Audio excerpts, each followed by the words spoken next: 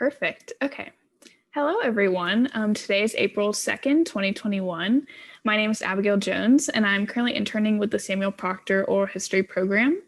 I'm here with Amelia DaCosta, an alumni of the Machen Florida Opportunity Scholars Program. So thank you so much for joining me today. Thank you for having me. So why don't you start by introducing yourself and telling me what year you graduated from UF, what your major was, and then what you're currently doing now. Okay, so my name is Amelia DaCosta. I graduated from UF with my bachelor's in 2014, and then I got my master's in 2015 in elementary education, and then my master's was in special education. I currently work for Broward County Public Schools. I work for the district's Office of Equity and Diversity as an instructional facilitator. So I'm really passionate about my job, and I do a lot. It's a little chaotic, but I love my job right now. Yeah, that sounds like a really, really cool job. So I want to start by kind of going back to your early education. So tell me about growing up, like your elementary and middle school years. Where did you grow up, and what were those like for you? So I was born in India. So I did a little bit of, like, I guess you could say pre-K there. And then my dad had a job in Saudi Arabia. So we moved there as a family when I was young. And I went to school there, and I think I did kindergarten there. And I remember always kind of wanting to be, I'm very competitive. So I always wanted to be like the top of the class, and I was that kid. And I remember my teacher wanting me not to leave because I told my parents I didn't want to be there anymore. I didn't like Saudi Arabia because we were Catholic. It's a very Muslim country. And it just, I don't know, I felt very restricted as a child. And I didn't want to be there anymore. I felt like I didn't have friends, and it was just, it was very different from what I came from. So I wanted to go back. We went back to India, and then we immigrated to the United States when I was 9, and we moved to New Jersey. But in New Jersey, my dad had a really hard time finding a job. So we moved then to Miami, where my mom's family is here. My dad got a job, and then that's when I really kind of, I would say, I got into American schooling at that point. So that was 3rd grade. The public school education I had in New Jersey, I absolutely hated it. The kids were horrible. The teachers were nice. I was only there for 6 months before I came to Miami. And that was my first experience of being in an American education system. Prior to that, I actually was in an all-girls private school in India before I immigrated here.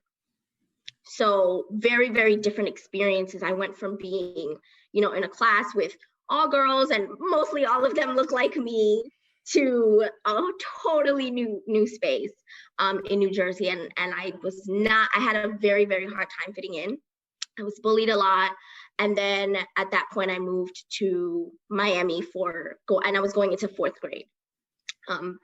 But the difference was Miami, I had a really good experience. I made friends easily. It was much more welcoming. I felt like, I really fit in. I went to elementary school in North Miami, North Miami, Florida. And I went to middle school also there North Miami Beach. And the education, is that what you're asking? Like the teachers, or like, what about it? Yeah, just kind of, I guess, the support you received like as a child, or if anything stuck out to you, like with teachers, or the way like the education system was designed. So I guess I would say my mom always made sure, she always pushed to make sure I was in like a magnet program, or that I was always getting straight A's. That was the thing, get straight A's. That was the goal. If I got straight A's, she would do something like really, really big. And if I didn't, she would just be like, why did you get a B? She was that mom. But my mom always wanted me to be in the best school possible. So as a result of that, my elementary school was in my area, and that was in North Miami. And the area, it wasn't really the best area. I saw my first shooting that was interesting. It like happened really like right in front of me. I think it was 8 or 9. Yeah. Cause I was young then. And after elementary school, I think we were getting ready to move, and my mom didn't like the school I was going to end up going to. Mm-hmm. So she found a magnet program, or she heard about it. I don't know how she did that, because we only had one car and my dad was like always working. She found a magnet school, and that was JFK Middle. Mm-hmm. And it's funny because when I think about JFK now, knowing the actual reputation of the school, a lot of people call the school jail for kids. Wow. JFK.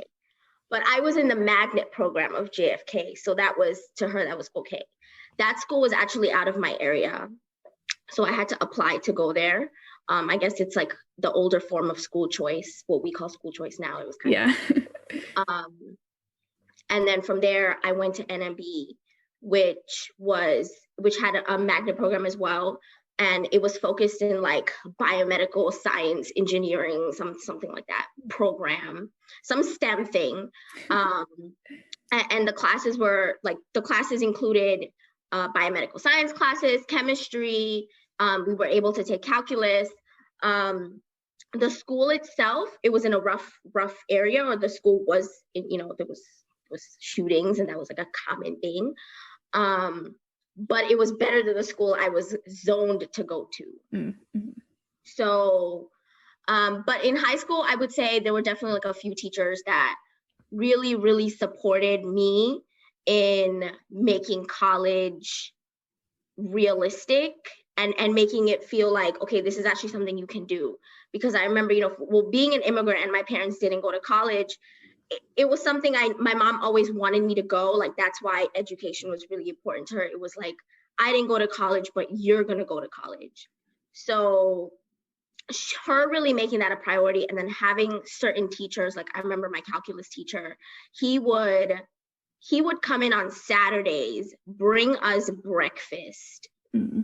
I remember I was in 11th grade, because we had AP calculus, that AP class. So you want to get the 4s and the 5s because it means more, or whatever it means. He would come in and he would bring us like fresh cooked breakfast, fruit, and it was like continental breakfast, but it was like something he was making. Waffles, I still remember. He would like pick people up and drop them off. So he was really, really amazing. And there were a few people, I would say, in that program itself that were just either really good teachers or really took the time, like Mr. Tisdall, that was his name, who really invested in the students that he was teaching. So. Yeah, I love when teachers, go the extra mile. The support means so much. And so I know you touched on, your mom was really like pushing for you to go to college. So what was your experience then applying for college? And is that kind of when, your identity as a first generation student kind of came to fruition, or how did that like affect your applying to college process? I felt like I didn't know what I was doing. Like, it was just chaos.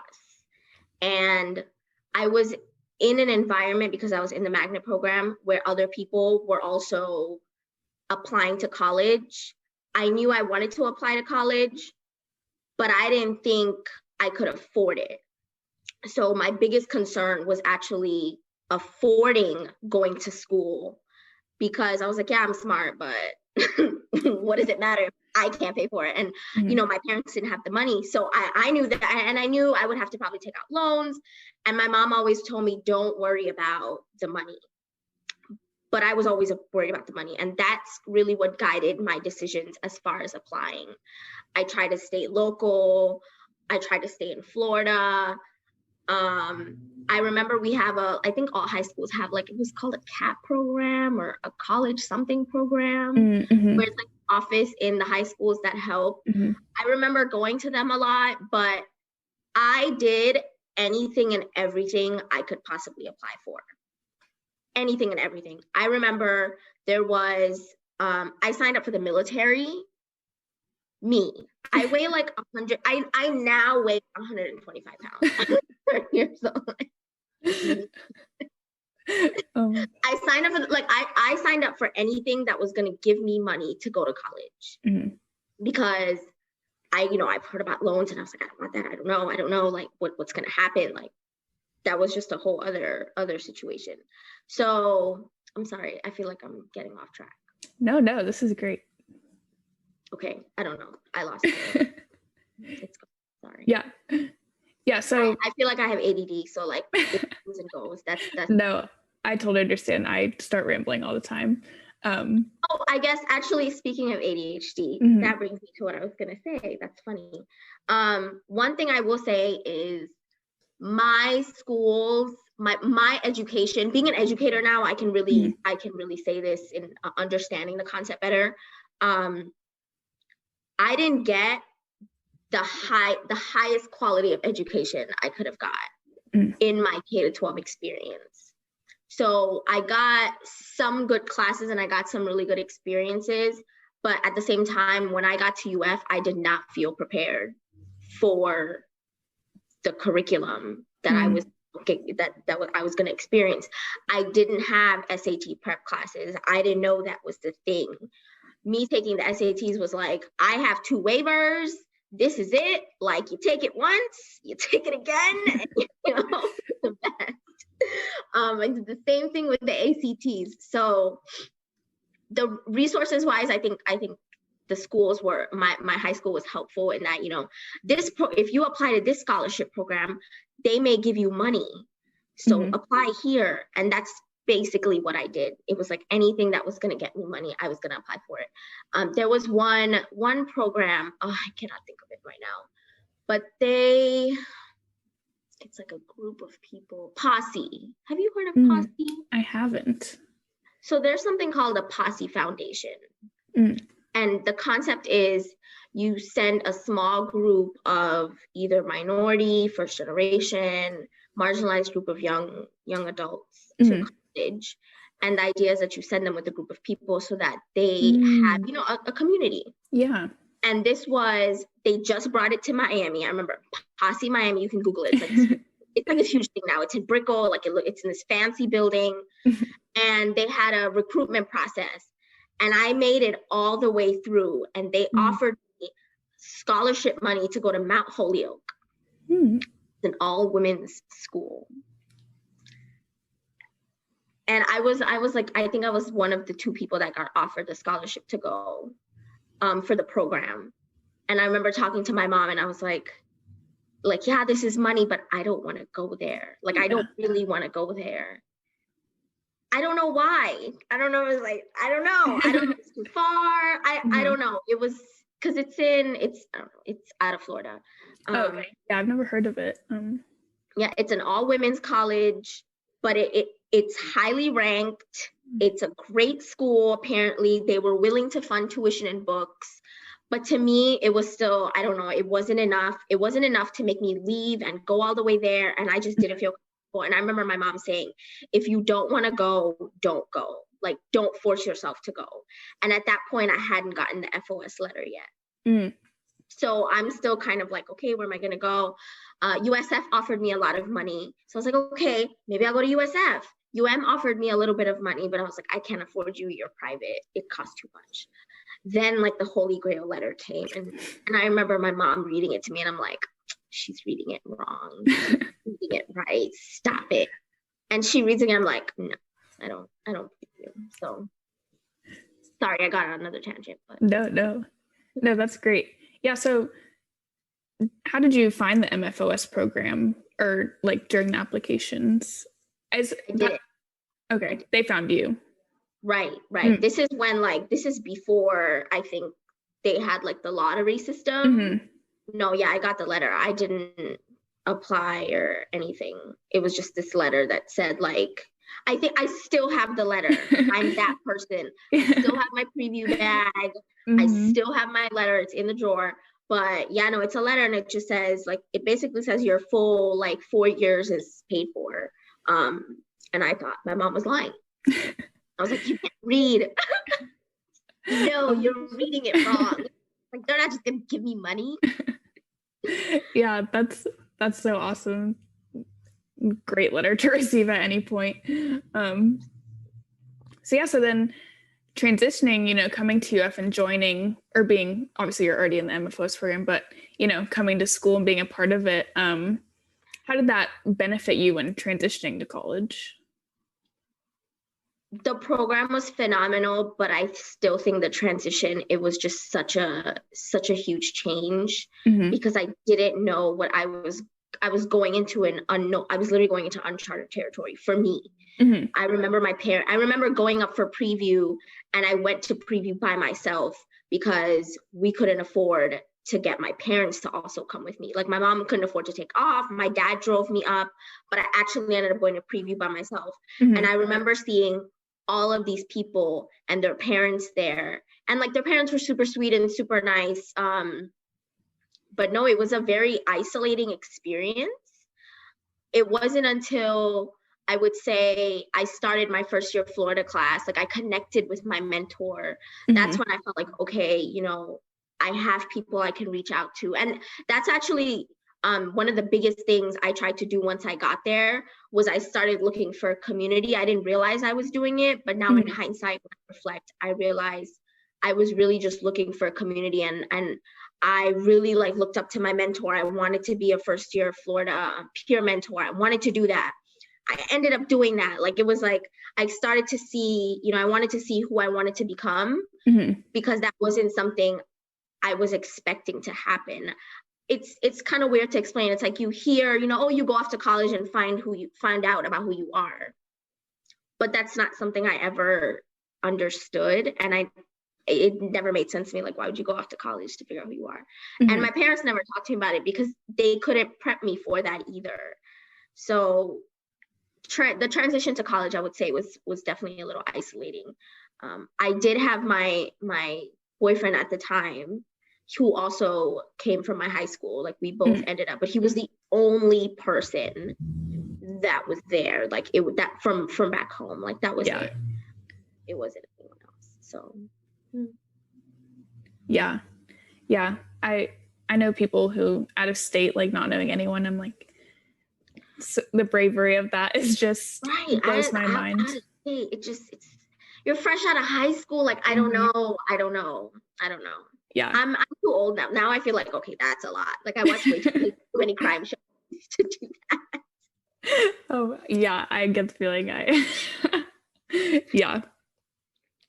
So I know you kind of just touched on this, but were your expectations of coming to UF like different than what actually happened when you came, or what you experienced? I didn't know what to expect.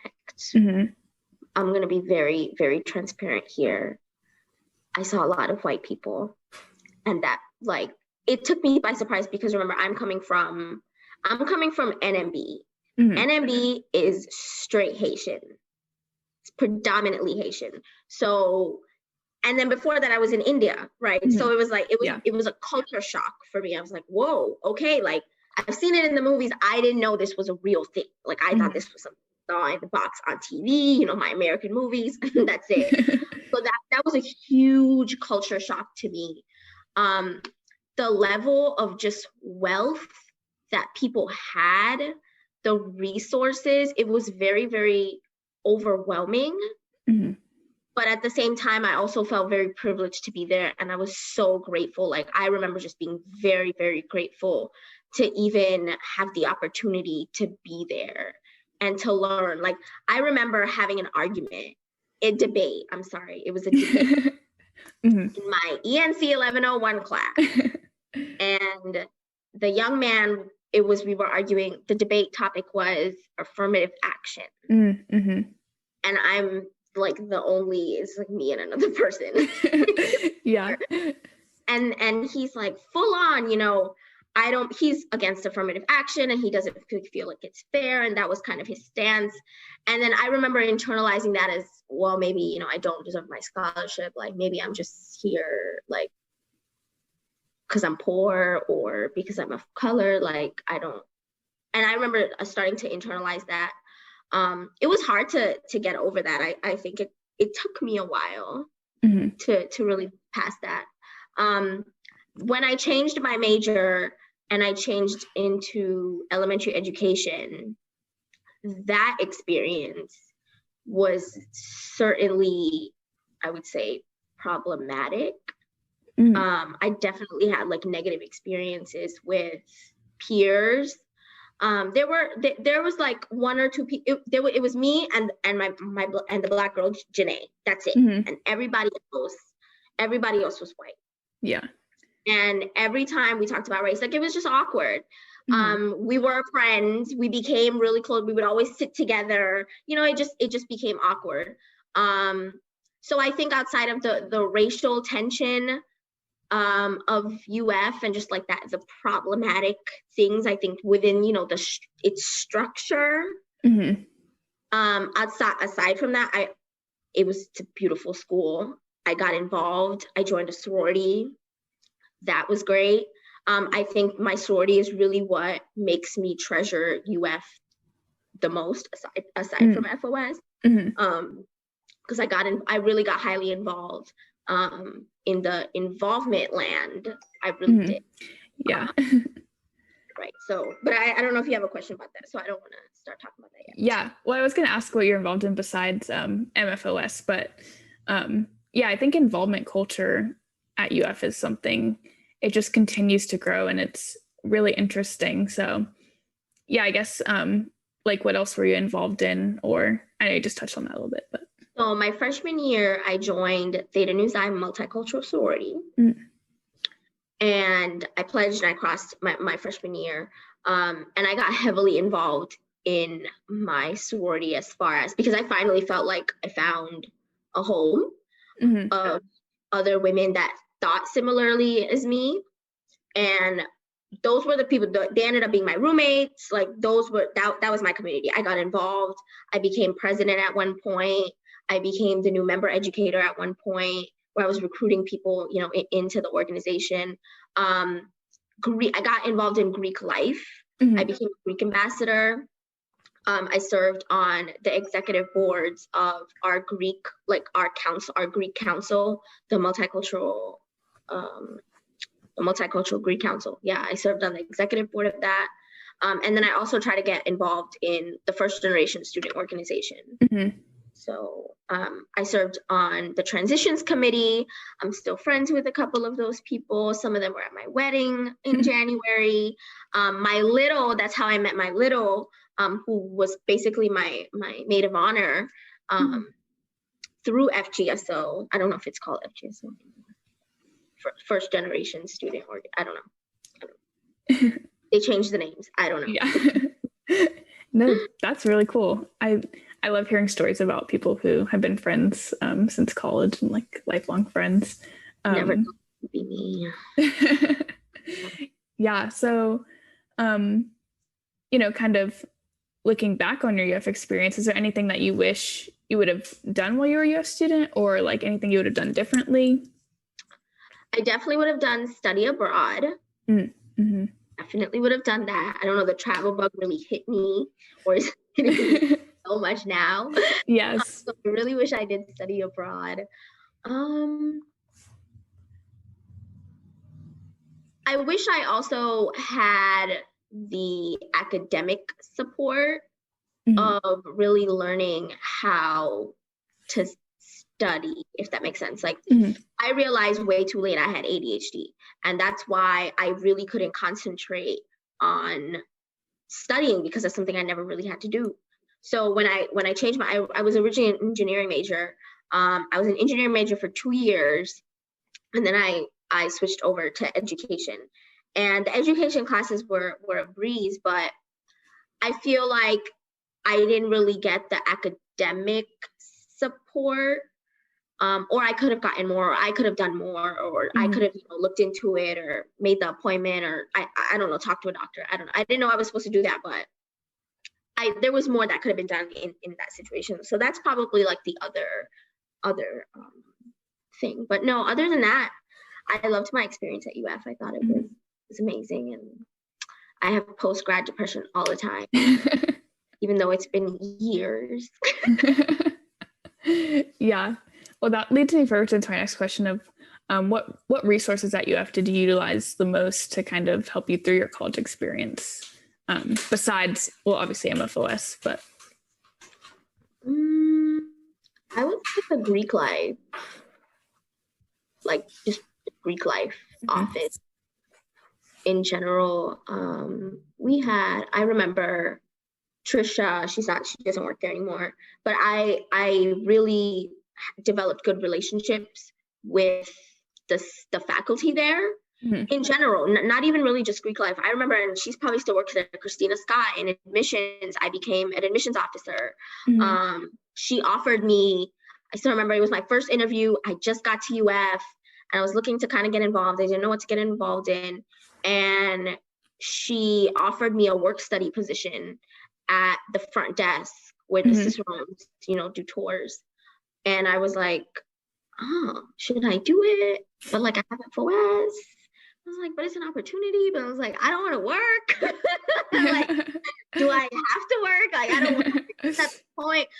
That was one thing FOS did. They kind of really ensured, or not insured, but they strongly recommended that you don't work, because they know that you've probably been working, because that's something I did. I did work in high school. And I wish I didn't work in college when I ended up starting to work, because labor, who wants to do that? Yeah. That's actually funny. I did work with Christina Scott my first 2 years. She actually God, that's crazy. What are the odds? Yeah. She moved to Georgia at the end of, was that my first year or second year? It must have been my first year, because last year obviously COVID happened, but yeah, I worked with her. Oh my God. See, I used to be connected to her with Facebook, but then I deleted Facebook. So now like I don't have any way to talk to her. But oh my gosh, that's crazy. What are the odds? Yeah, small world. So yeah, I know you talked a little bit about transitioning majors. And so one question I had was, when we were talking to Dr. Pendleton, she discussed a lot about how first generation students often feel pressured to like pursue a STEM degree or a business degree. And so I was wondering if you ever felt like those pressures, because I know you eventually pursued teaching, but did you ever feel pressured to go down like a STEM path? I put the pressure, I think, on myself more than my parents really did. My parents didn't really know what to say to me when it came to college. Like my mom couldn't tell you any classes I took at any point of my college career. So talking to my parents was really not something that I got advice about. Like, they just didn't. Yeah, I don't know. I'm sorry, what was the question? Did I answer? No, yeah, I'll follow up with why did you decide to switch to education? Gotcha.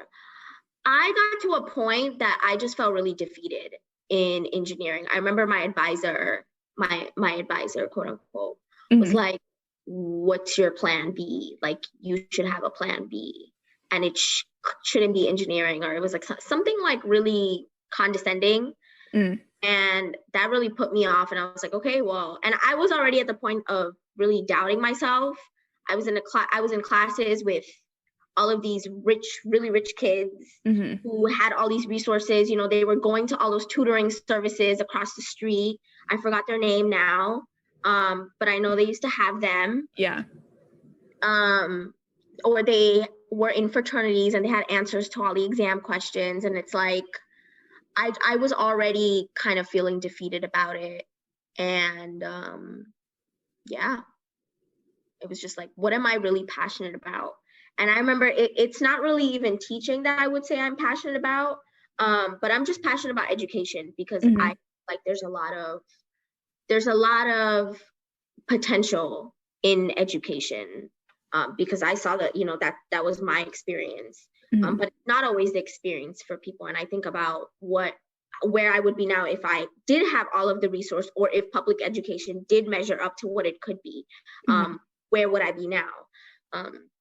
So yeah, it was my passion for education. I remember just sitting down at the Wrights, having a meltdown, and my parents didn't know it. Then my mom was just kind of like, do what makes you happy. She tried to steer me away from education just a little bit, because of her teacher friends that she has, she works in the cafeteria at a public school. She's a cafeteria worker. Her teacher friends was like, don't do it. Don't get into teaching. It's horrible. It's bad.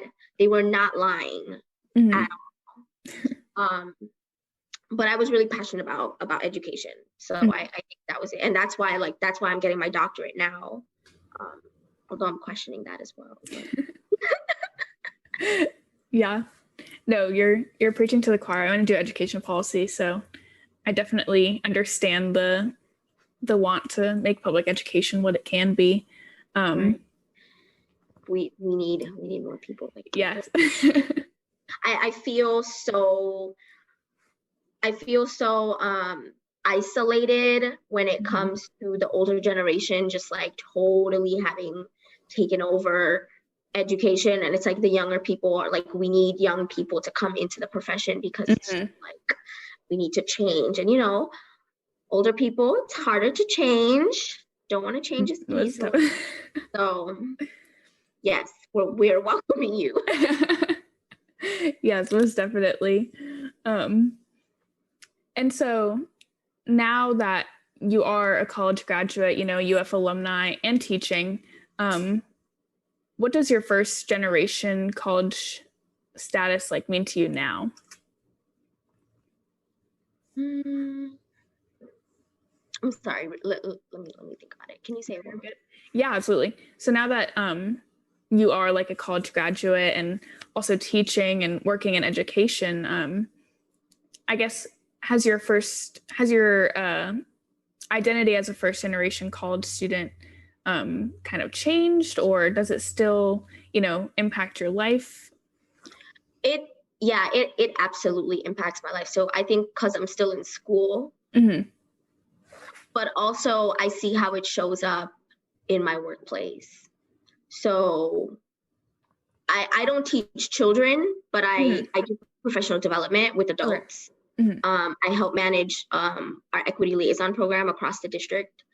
And so I'm constantly interacting with adults. And I have major imposter syndrome where I'm like, how did I even get in this position? Like, who let me be here? I'm younger than all these people, you know what I mean? And I think about my all of my directors, or even my colleagues, where they're like, oh yeah, my husband's mom went to Harvard, and we have these 3 generations who went to FAMU, and all of our, they're coming from backgrounds that have the resources and they have that ability to just go on leave, or they have that ability to kind of do certain things, where I'm still not in that position. Like, I very much still have my family depending on me. I still have to think about that. I'm not just, I can't just think for myself and just move out of state and go live off the land, as much as I would love to do that. I still have to think about my parents. My brother has a severe disability. He has Down syndrome. So I'm going to have to become his major caretaker at some point. So these are kind of things I'm always thinking about. And when I think the first generation identity question, that one I think hits the hardest when I'm at work. Just kind of being reminded of, okay, these are people that not only have they gone, to school, but they're coming from families and households that have also gone to school. And they have the resources to kind of prove that.